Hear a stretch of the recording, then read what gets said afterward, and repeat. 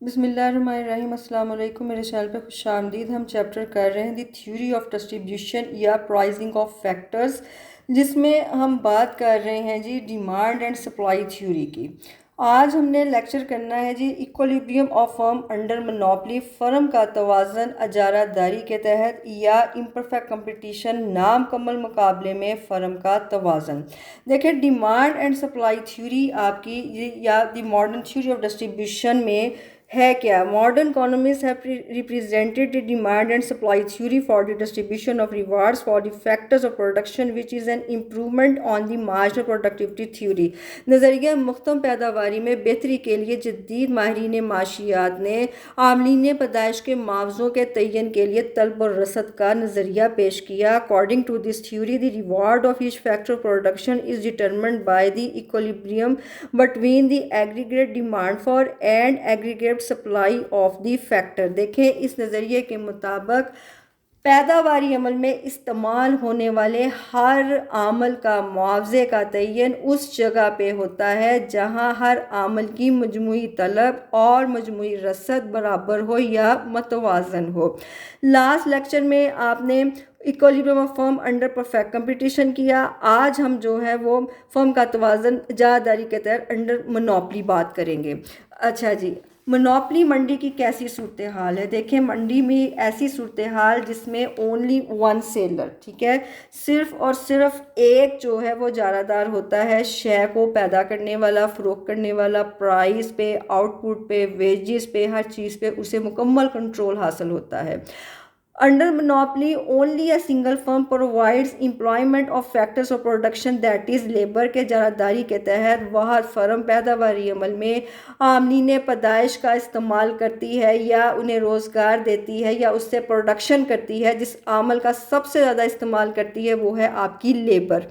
Therefore, it increases the wage rate when it needs more laborers and vice versa के अगर उसने ज़्यादा production करनी है तो वो मज़दूरों को बढ़ाएगी और साथ उजरतें भी बढ़ा देगी। लेकिन इसके बरक्स अगर उसकी प्रोडक्शन कम है तो कम वेजिस पे मज़दूरों को रखेगी। उस सूरत हाल में क्या होता है। 10 average wage and marginal wage curves under monopoly rise upward to the right as shown in the following diagram. ये जो आपका औस उजरत का और मुख्तम उजरत का एवरेज वेज और मार्जिनल वेज का ख़त होता है ना, ये ऊपर को दाईं जानिब उठते हुए खतूत बनते हैं क्योंकि एक वह सिंगल फर्म है, प्राइस, आउटपुट, वेजेस, हर चीज़ पे उसे कंट्रोल हासिल है।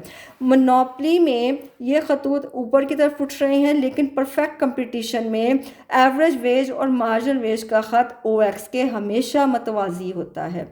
अच्छा, अब हम ये शक्ल बनाते हैं। शक्ल में आपको बताते हैं कि फ़र्म कर क्या रही है, इसमें क्या सूरत हाल है वेजिस की और फर्म के रवैये की।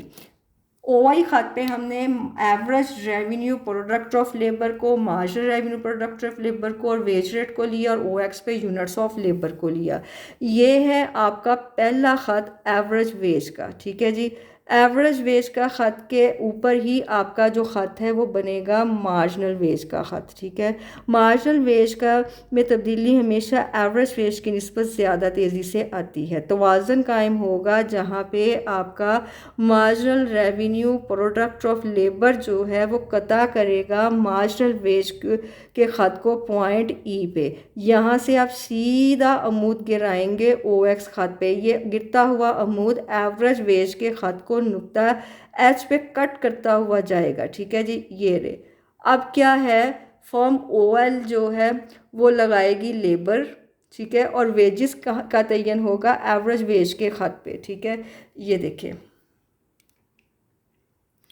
आपका यहाँ से सीधा ख़त OY के साथ आप मिला दें जहाँ हमारी वेजिस हैं, यानी OW वेजिस रखे देगी और OL जो है वो लेबर को लगाएगी। अब आपकी जो वेजिस हैं वो या तो OW हैं या HL है और लेबर जो है आपकी OL है।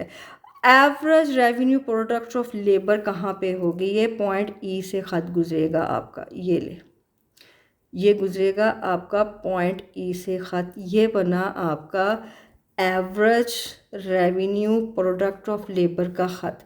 यहाँ से इस ख़त को आप OY के साथ मिलाएं, ये बना आपका पॉइंट R, ठीक है।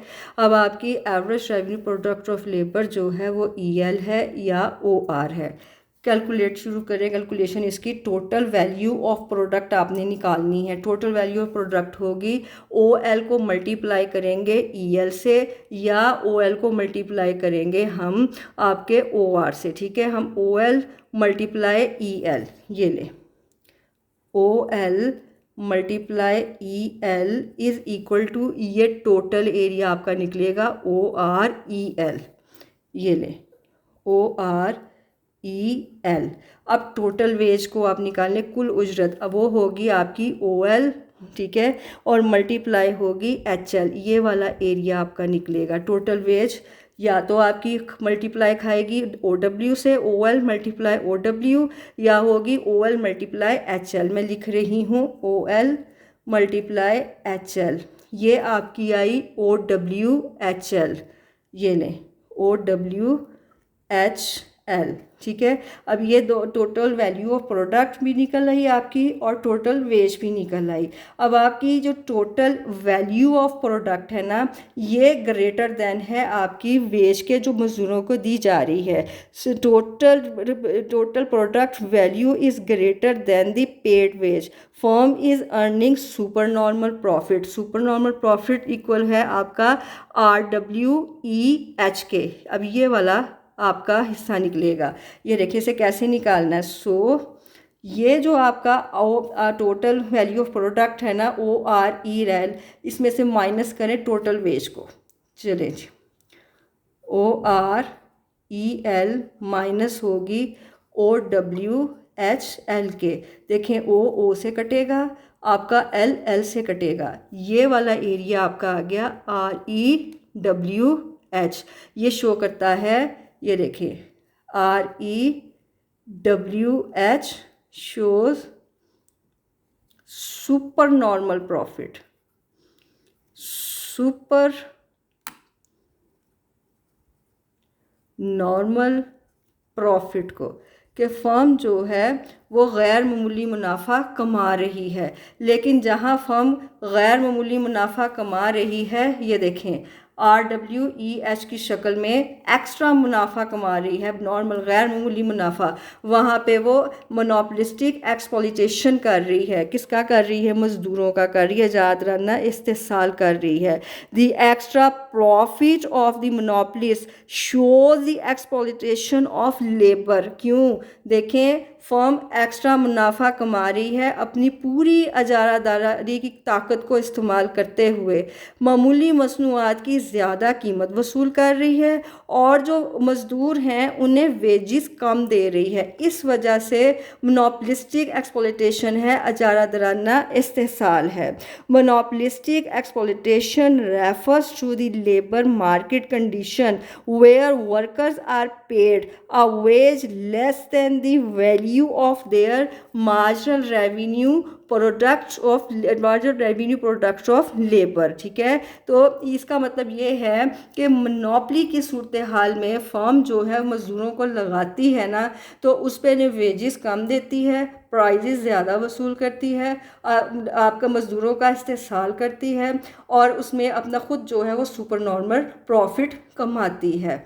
ठीक है जी, ये था आज का लेक्चर। अगर आप मुस्फिद हुए हैं तो लाइक कीजिएगा, शेयर कीजिएगा, सब्सक्राइब कीजिएगा, कमेंट में राय का इजहार भी कीजिएगा। मैं लास्ट लेक्चर में भी आपको बताया था, मैं अब भी आपको बता देती हूँ, ये जो आपका average revenue product of labour है और marginal revenue product of labour है, इसमें फ़र्क ये है कि ये जो आपकी average revenue product of labour है, ये shows the average revenue per unit of product, while marginal revenue product of labor shows the additional revenue generated by adding one more unit of input, यानी फ़ी का ही पैदा होने वाली वसूली आमनी को औस पैदावारी मालियत कहते हैं, जबकि आमल की एक ज़ायद इकाई लगाने से हासिल होने वाली पैदावार को मुख्तम पैदावारी मालियत का नाम दिया जाता है। यहाँ पे आपका जो मोनोपोलिस्टिक एक्सप्लॉइटेशन है, अजारादाराना इस्तेसाल है, वो यही हो रहा है कि जो मज़दूरों को मुआवजे अदा किए जाते हैं ना, वो कम होते हैं आपकी मुख्तम पैदावारी मालियत से। ठीक है जी, आज ये था आज का लेक्चर। अगर आप मुस्तफ़ीद हुए हैं तो लाइक कीजिएगा, शेयर कीजिएगा, कमेंट में राय का इजहार भी कीजिएगा, सब्सक्राइब कीजिएगा। अल्लाह निगहबान।